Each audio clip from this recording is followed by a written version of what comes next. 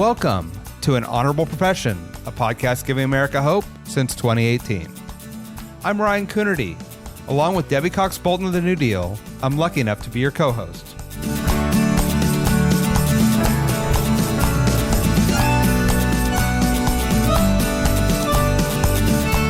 An Honorable Profession is a New Deal Leaders podcast. The New Deal is an organization that supports the next generation of American leaders.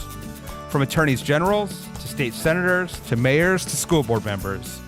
These are the people that are pushing policies and politics that will respond to climate change, rebuild our economy, address racial injustice, and restore our democracy. These are incredibly talented people who have dedicated themselves to public service when their country and their communities needed it the most. Check out newdealleaders.org to see what I'm talking about.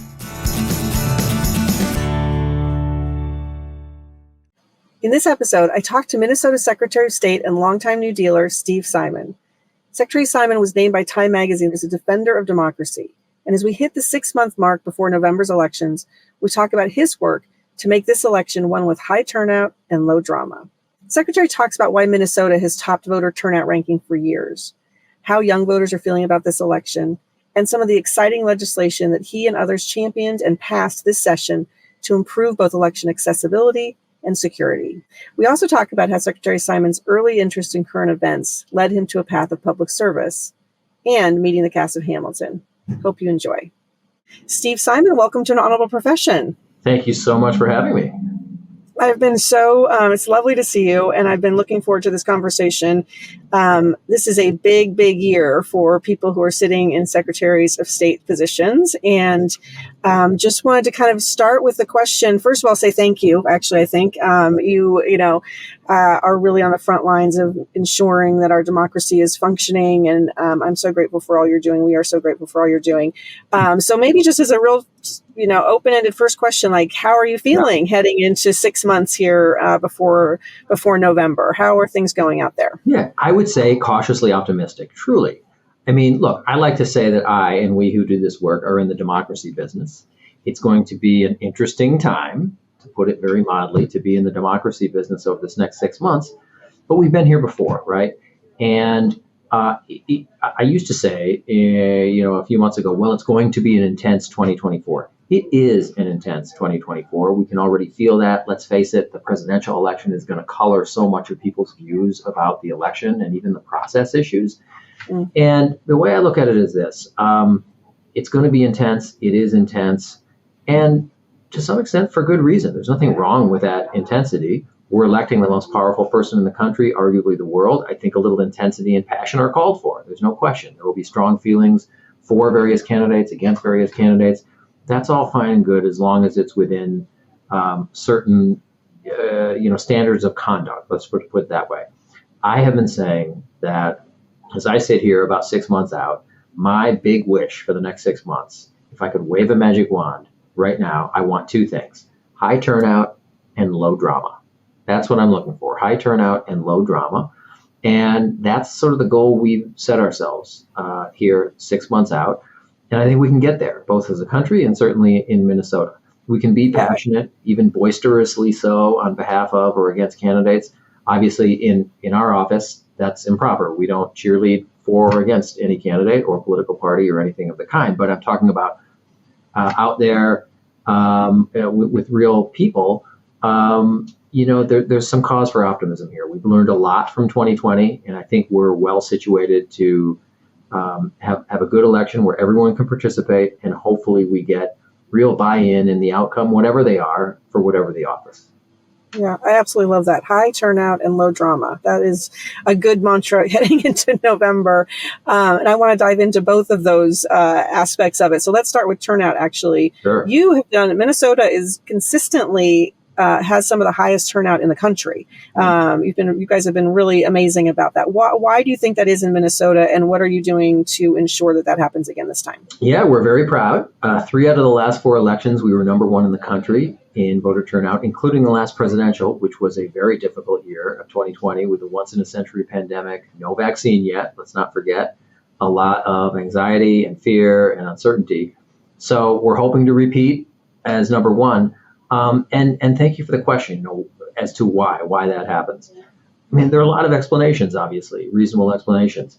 But one very big one has to do with laws. I think not just over the last 4 elections, but going back decades, Minnesota's has some really good laws on the books. That some of them were put there by Democrats, some were put there by Republicans. But overall, I think Minnesota has done a good job of getting the blend right. And by blend, what I mean, at least the way I think of it is, I think most election systems in this country, if you had to really boil everything down, it comes down to everyone's search for the perfect blend of 2 things, access and security, right? You want it to be accessible. You don't want it to be a hassle. You want it to be reasonably easy for eligible voters to vote. You don't want undue barriers or burdens or hoops or hurdles or whatever.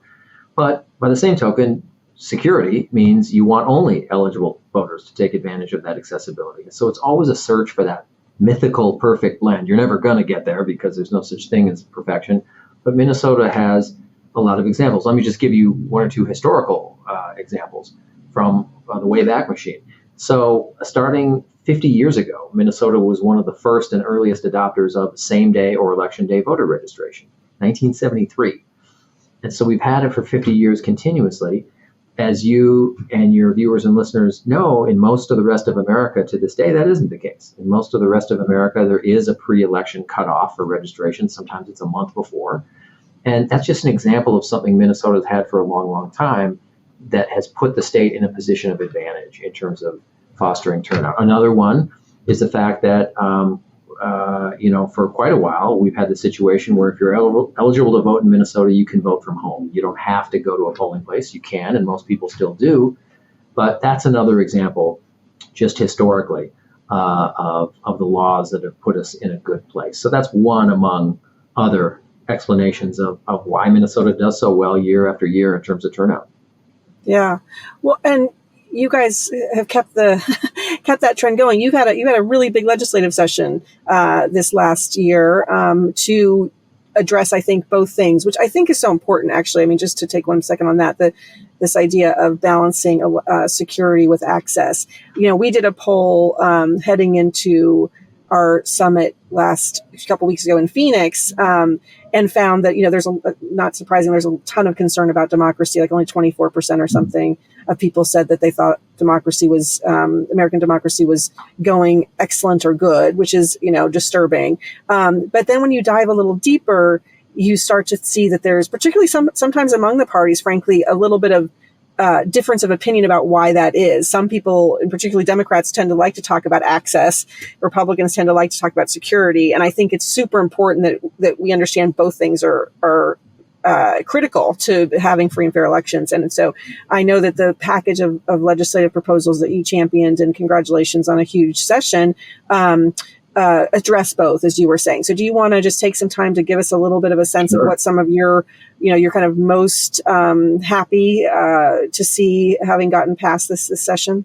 Yeah, thank you for that. 2023 was just epic. There's no other way to put it. It was an epic legislative session in the history of the state of Minnesota, and particularly in this lane, in the democracy lane. A number of reforms that I, and not just I by any means, I and many other stakeholders and partners were championing for many, many years, and we got them across the finish line. So let me just tick off a few of the big ones. One big one in terms of headlines, certainly, was that Minnesota became one of several states now that have moved in this direction to restore the freedom to vote to people who have left prison behind.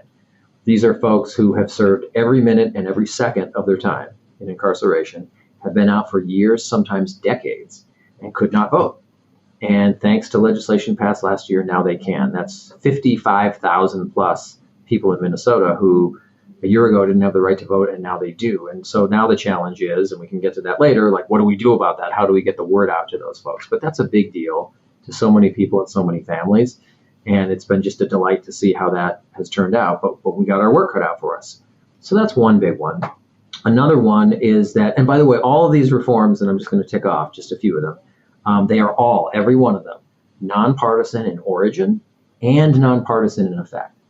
So red states, blue states, purple states have already been doing this. Minnesota is not the pioneer here. We're not the first one. Several other states of varying political complexions have done this. So one is restoration of the freedom to vote. Another one is automatic voter registration, which, as I'm sure you know, many states have done, which means that when you get or renew a driver's license in Minnesota now, if you were otherwise eligible, meaning you are a citizen and you're 18 and all the rest, you will be registered to vote. A person can always opt out, but you will be presumptively registered to vote. So that's something that has advantages on both sides of the ledger we talked about. It's great in terms of access, but it's also really good for security. It gives us more accurate voter rolls earlier in the process than we otherwise might. So it really checks both boxes there. We also passed pre-registration for 16 and 17-year-olds, which is what it sounds like, which is to say that a high school student age 16 or 17, while they can't register and obviously vote until they're 18, they can get in line. They can fill out the form on our website. And if everything checks out, then on their 18th birthday at midnight, boom, they will be added to the voting rolls. And that's great because it gets young people thinking about themselves as voters even before they are. And the reason that's good is we know up, down, and sideways, all the studies, all the analysis, that if you get someone to vote that first election they're eligible when they're 18, 19, 20, or whatever, they are far more likely to make it a lifelong habit. And that's great no matter where they're standing or sitting politically. It doesn't matter who they vote for, but getting them in that habit is a really good thing. And this is one good way to do it. So that's something we were pleased to get passed. We also did some things that were less attention grabbing or headline grabbing, but I think nonetheless really significant. Like we established in Minnesota something many other states have, or at least several have, which is a permanent absentee list. So if someone just likes voting by mail, they can get their names on a list and then permanently vote that way unless and until they take their name off the list. That's one. We also have some increased non-English language access provisions for communities that have a critical mass of non-native English speakers, mandating certain materials at the polling places, and at really high numbers, mandating interpretive services at the polling places, if that's the request of the community. So that's another good thing that we got done last year. And we passed some election worker protection measures. It's no secret to you that this has been a problem in some places in our country. In Minnesota, less so. But that doesn't mean that we shouldn't still take the precautions and pass the laws that we need to protect not only people on election day in polling places, that's a given, but also the administrators of elections in counties and cities and towns who do it the other 364 days of the year. They deserve protections as well. So we passed laws that give some new tools, some new teeth, we could say, to law enforcement, to those who disrupt. It's okay to have an opinion or express skepticism loudly or colorfully. That's perfectly fine, of course, always. But you can't get in the gears and interfere with the actual running of the election. That's the key thing.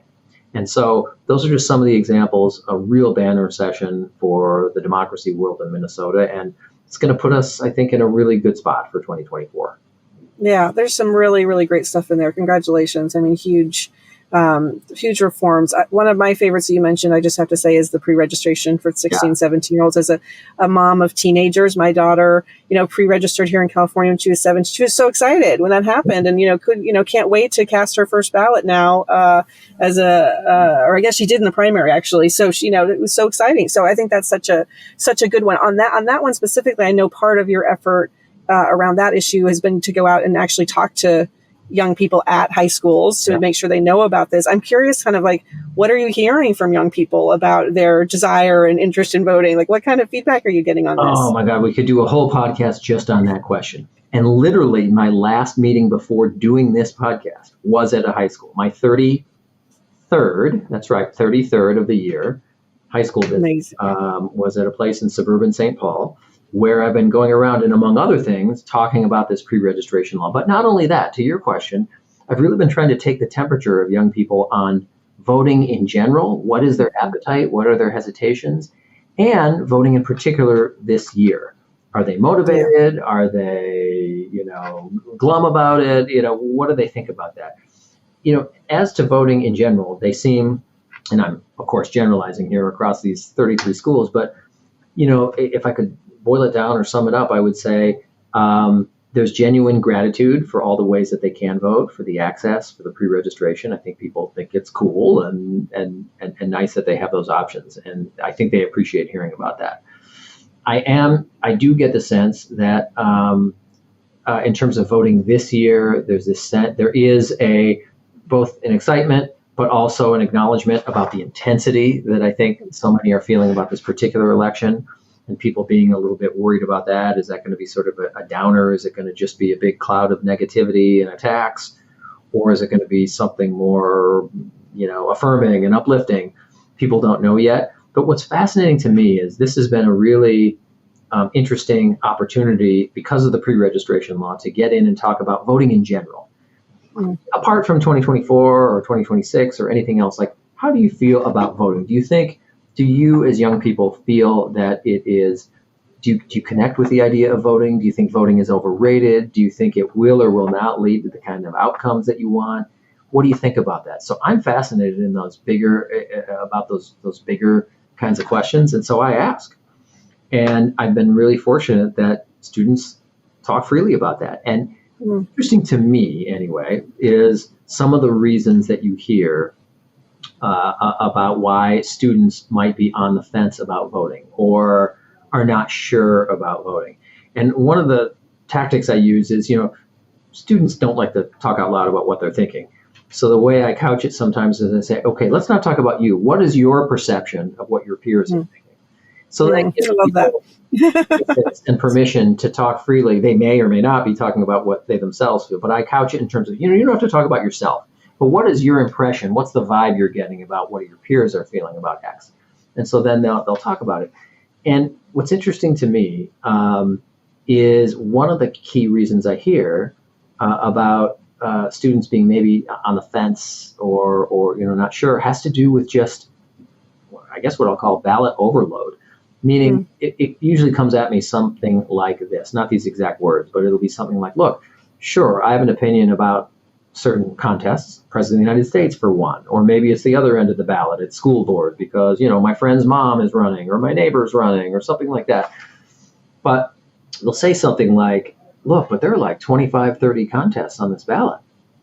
I don't even know what some of these offices do, let alone who these people are. And I don't have time to become an expert, and it sort of makes me feel like I'm, dumb or something, or I'm not pulling my weight. And so I don't know. Yeah, I have an opinion on president, but going in there, I would just be throwing darts at a dartboard for all these other offices, and I just don't. I'm not sure I want to do that. And what I tell students is, look, I get that, I totally get that, but look, this is a no-brainer to me, which is if it's a choice between you not voting at all or you voting for less than 100% of the contests, go for it. Vote for what you know and have an opinion on. Leave the rest blank if you must. Your ballot is going to be counted just the same. Nobody's going to know. We have a secret ballot, so there's not like a tattoo on your forehead walking around telling the world that you didn't vote for 100% of the things on the ballot. So just do that. And I tell them, I said, someday you are going to have an opinion about all those other offices, but until then, don't sweat it. Just vote for that. So that's one thing I hear. I also hear the math argument. The idea, mathematically and literally, me staying home isn't going to tip a governor's race or something like that. And while I will concede that towards the top of the ticket, it is very unlikely that would happen. Every year I've had this job, there has been one or more races in Minnesota that have been either tied or decided by one vote, including where I live last fall, literally in November of 2023, in my town of Hopkins, Minnesota, a suburb of Minneapolis. We had a city council race decided by one vote. So I tell them, certainly at the local level, it happens all the time. And then finally, as you'd expect, this is the one most people expect, there's a sort of protest idea, the idea that people are saying, well, maybe I won't vote because I want to send a message of disappointment or disillusionment in someone or something.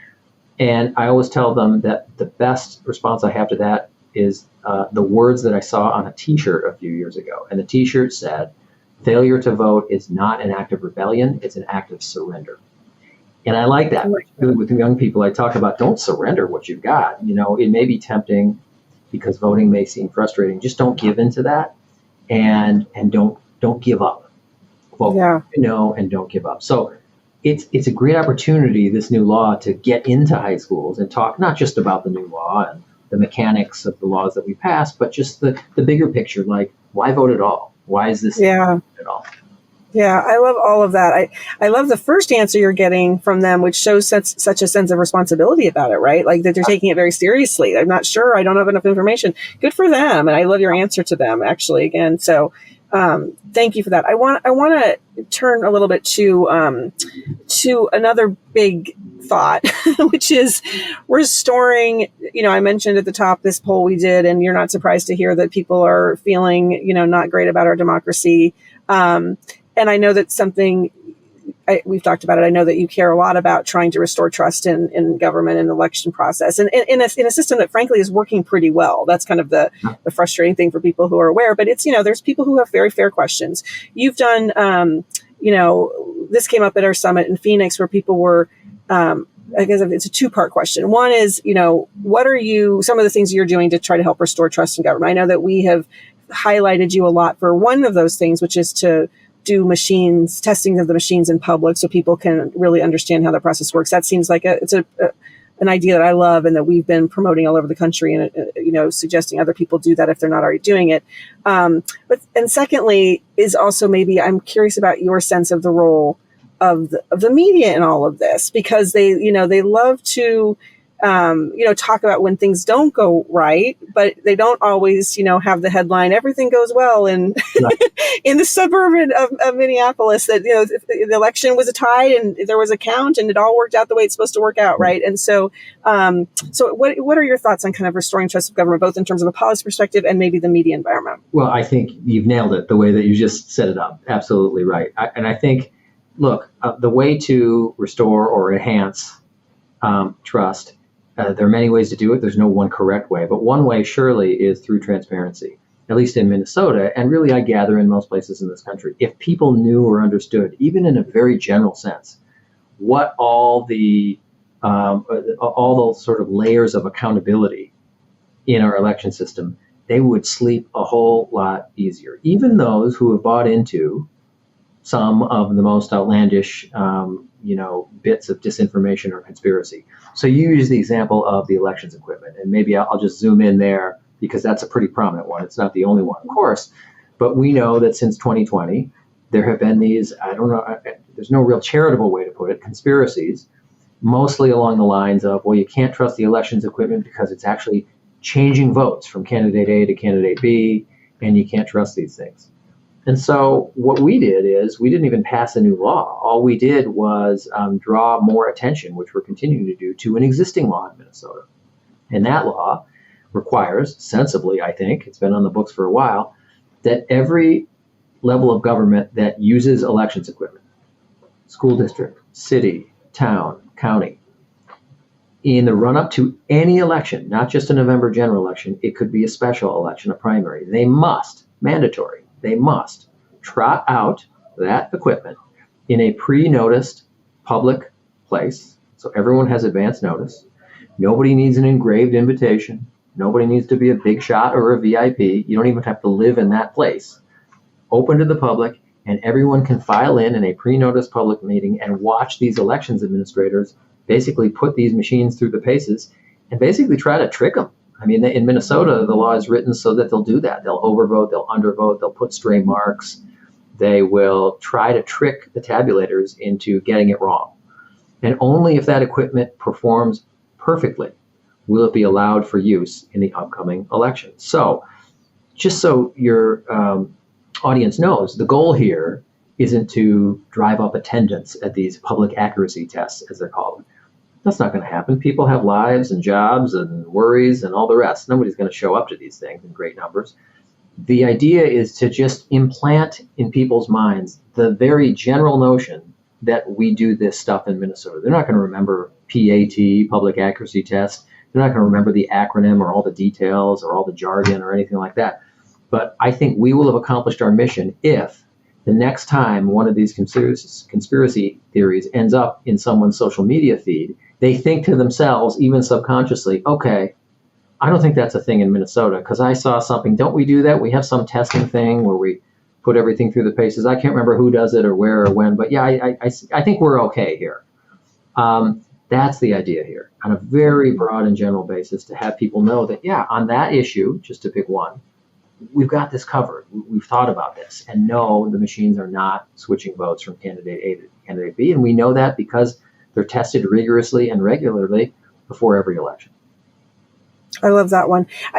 There's another one in California. I don't know if you all do in Minnesota, but I'll tell you the one of the things that I have found to be super helpful is the way that my ballot is tracked through the process and that I'm alerted that it is. I feel there's such a sense of like, okay, you've got this. It was like I get a text when they receive my ballot. Yep. I get a text when my ballot was counted, right? And it's just like, okay, I understand. Because sometimes I think people are like, I drop it in the drop box, or I just do it at the ballot box. What happens? Where does it go? Right? Do you do something similar to that?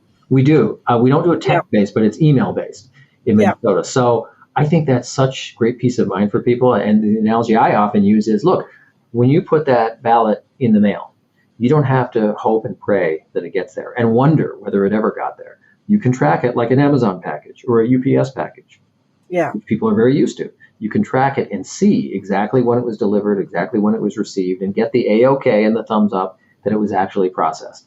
And that's just tremendous peace of mind for people. And that goes to a larger issue, which is mail voting in general, which you're familiar with, in California, and many others are in other places around the United States. But just those simple things. And that's another great one that you mentioned, of just reminding people of the systems already in place that ought to inspire confidence in the system. Yeah.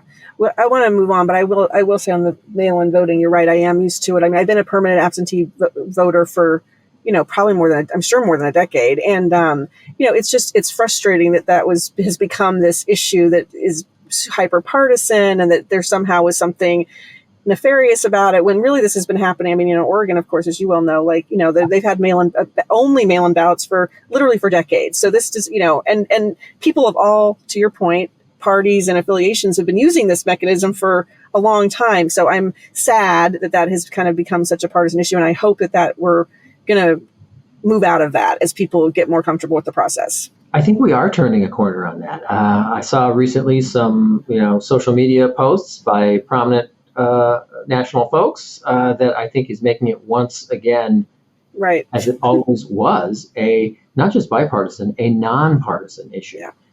Voting by mail, I'm speaking only for Minnesota here, is extremely secure. We have security features in place that should give everyone a high degree of confidence, not only in the timing and the accuracy of the counting, but in making sure that only eligible voters are casting these ballots, and it's only the particular eligible voter, the intended voter, who's actually casting the ballot. So, good news. That's right. That is good news. I want to make sure we get to AI and elections, because I just think it's an issue that is on the top of a lot of people's minds. Although actually from our poll, not as many as you might think. People are maybe not aware that this is going to be, it could be an issue. You and I were together not all that long ago, and I have to tell you that I've been quoting you to press to everybody, to everybody else when they ask me about AI and elections. I say, well, my friend in Minnesota, the Secretary of State, likes to say that this is not a new issue, and uses the example of a pamphlet, maybe with misinformation that used to be put on doors.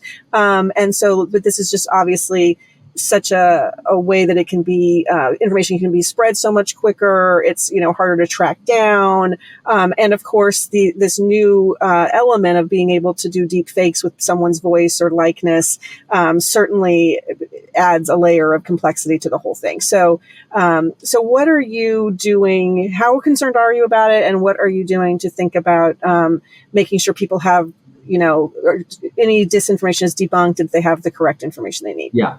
I think everything you said is correct. It isn't really a new problem, but it's a new means to amplify an old problem. And the problem is disinformation about elections.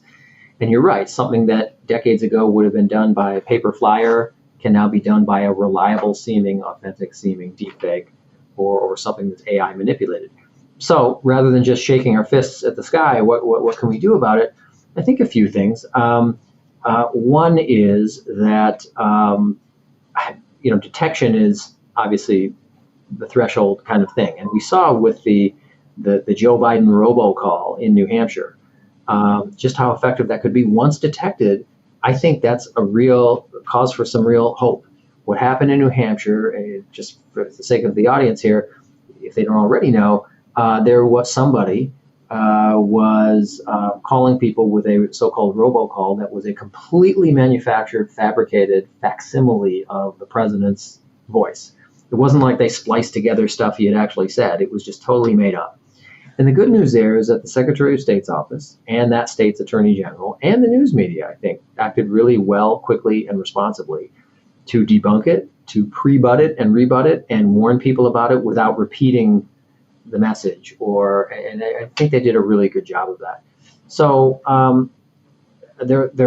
so detection is always the key, right? Are we going to be even able to tell what this stuff is? But there are other things as well. Starting with some of the old classics, which is just good old-fashioned media literacy, letting people know that they should be, in a healthy way, skeptical about some of this stuff, that they should go to trusted sources of information for election-related facts, secretaries of state, or a county, or a city, and not just trust something that's on their phone or in their social media feed. So that's something that we can be doing. I think working with our partners who administer elections, that's important as well. We hosted in Minnesota a couple months ago a day-long tabletop exercise at a military facility where we had folks from the state, folks from the federal government, the intelligence community, and most importantly, folks from the majority of Minnesota counties. And we gamed out a lot of scenarios, AI-driven scenarios about who would do what. What's the sort of order that things get done? Who's calling whom? What's the sort of org chart of how we respond to something like this? And so that's another thing that we could all be doing and are doing, just to make sure that we're all aware of these risks. But I'm sort of, again, cautiously optimistic even about this threat or this challenge, because when you zoom out a little bit and look over the last few decades, this isn't the first time that we've had technology threaten to upend or cause some or introduce disorder to the way that we do elections or get or transmit information. So in the 80s, it was the arrival of computerization. In the 1990s, it was the arrival of the internet. In the 2000s, it was social media. And we managed to overcome those challenges, or at least meet the challenge, by adapting and by getting the word out about solutions and how we confront these things. And this could be the same thing. This does, I will admit, feel a little bit different in terms of, especially now, is someone or any of us more likely to be taken in by something that really seems real and really seems authentic? I'd say yes, but once detected, things can go a long way. Oh, and by the way, speaking of legislation, one thing we haven't talked about until now is Minnesota last year became the third state to ban deepfakes that are intended to influence the outcome of an election within 90 days of an election. So that's pretty serious. We haven't had a test case yet, but at least we've got a law on the books that demonstrates that we're serious about it. Yeah, I think that's super important. Before I turn to, I want to make sure I get time to ask you about your path into public service, but maybe wrapping up here on kind of thinking about the election, if for all of us who are nervous, who are worried, whether it's AI or just in general, both about leading up to the election and also if there's any kind of shenanigans after the election, like what's your message to us? Yeah, I would say this. I keep looking backwards in order to look forwards at the 2020 election year. It was a big stress test for our democracy in so many ways. I mean, you had a once-in-a-century pandemic. You had a knockdown, drag-out presidential race. You had a presidential race that didn't end in November, that really didn't end until January. And yet, I'd say that we passed the stress test. Does democracy feel a little bit dinged and dented? Yes, I'd say so, but by no means defeated. I think that the bones of our system work really, really well. And it can work well again this year. And we've all learned so much from 2020 about what to do, what not to do. And so, yeah, it's always a risk that things will sort of go off the rails. And not even in a January 6th kind of way, but just in other kinds of ways. And yet, 2020 showed that even though it was sometimes messy, and though it was sometimes ugly, the right things ultimately happened. And, we need to be centered in what worked as well as what didn't work. And one way to put it is it's okay to hope for the best and plan for the worst. which is what we do in our office for sure. So we're not Pollyanna about everything being great and okay and nothing to worry about. That said, there are a lot of backstops in the system, not just election administration, but even afterwards when we're dealing with outcomes and, skepticism and appeals and all the rest. And so I would say that, we're in a decent position. We really are to withstand a lot. And so I'm a long-term optimist about democracy in this country and in our state, in Minnesota. It's not to say we won't and don't have challenges and threats. We absolutely do. And we got to talk about them and name them. But ultimately, I'm more of an optimist than a pessimist. Well, thank you for that. That makes me feel a whole heck of a lot better, actually. I appreciate that. I'm sure that'll help our listeners, too. I just want to close in kind of asking how you got to this position. This is called an honorable profession, and in part because we like to make the case that politics and government is an honorable profession, as Bobby Kennedy said, and that, in all of this conversation we just had is a reminder of like the thoughtfulness that goes behind, running our collective government, right? And making sure it's working well for the American people. So is this something that, whether it was, you started out as a legislator, of course, before you were Secretary of State, is government something you knew you wanted to do from an early age, or how did you find yourself on this path? Yeah, if I really trace the origins of all this interest for me, it really started in elementary school. And it started with just a glancing, familiarity with basic current events. So when I grew up, my parents subscribed to two written news sources that were just lying around the house a lot. One was the Minneapolis Star-Tribune newspaper, which is still our state's largest newspaper, delivered to our door every day and on the kitchen table when I came down to pour myself a bowl of cereal, and Time magazine, the weekly news magazine. They were just lying around the house. And it's not that my parents ever said, eat your vegetables and read Time magazine. That wasn't it. They didn't force it, but it was lying there. So I would scan the headlines, maybe not cover to cover, but I'd look at whatever it was, a sports score, an election, a famine, a drought, a war, whatever it was, just the headlines. And I gradually got to be sort of interested in what was going on. But to me, anyway, the way that played out was, okay, after a while, I saw all the reporting about what happened yesterday or last week or last month, and it made me sort of have a rooting interest in the future. In other words, I sort of started to wonder, okay, what do I hope or wish the headline will be tomorrow or next week across anything? Sports, the famine, the war, the election, whatever. And to me, anyway, that drew me into, okay, well, how does that happen? How do you get the headlines you want? Well, you can do that in many ways, but one of them is public service. And in particular, those in elective office, making sure that people who reflect your views and values get elected to public office. So that drew me into campaigns and into public policy and government affairs and that sort of thing. And the rest is sort of history. There are a lot of steps in between that and running first for office for the Minnesota legislature. But can I just say, NewDEAL has been a great partner all along. Just so your audience knows, this is not our first collaboration or cooperation. Starting pretty early, right when NewDEAL started, I believe, which was you were very early. Yes, I was one of the happy to be one of the sort of early adopters and early partners, and that's followed me into this office of Secretary of State. So that's it in a nutshell. It started with just a very generalized exposure to and interest in what was going on around me. Yeah, that's so cool. State. It's awesome. And do you think that elementary school, I know I read in this briefing for this meeting that you had a visit last year from the cast of Hamilton to talk about voting. Can you imagine that young boy in elementary school was going to hang out with the cast of Hamilton that many years later? Never. It was really cool, by the way. It was really great to hang out with it. It's one of the perks, right? I got to hang out with the cast of Hamilton. That was super, super great. And it was great of them to lend their names and sort of the prestige of that work that they do to this effort. And so the more we can do that, the better. But that was fantastic. Yes. Yeah. Well, good for them for making this such an important part of their work too, as well as, like you said, from Hamilton to keeping democracy alive in 2024. So, well, I can't thank you enough, Secretary, for being with us today. It was so fun to talk to you. I learned a ton, and I think that our listeners did too. And just thank you for all the work that you and all your colleagues, both at the Secretary level, but also, as you kept mentioning, really people should understand this takes so many people at the state, at the county, local elected officials to do this work. And so, we are just all grateful for all of you doing this. Thank you so much. And again, let's hope over the next several months that we have what I'm wishing for: high turnout, low drama. That's the formula that's going to work for all of us, I think. I love that. We need T-shirts with that on it. We'll work on that. Thank you for all your work as well. Thank you so much. Talk to you soon. An Honorable Profession is a New Deal Leaders podcast.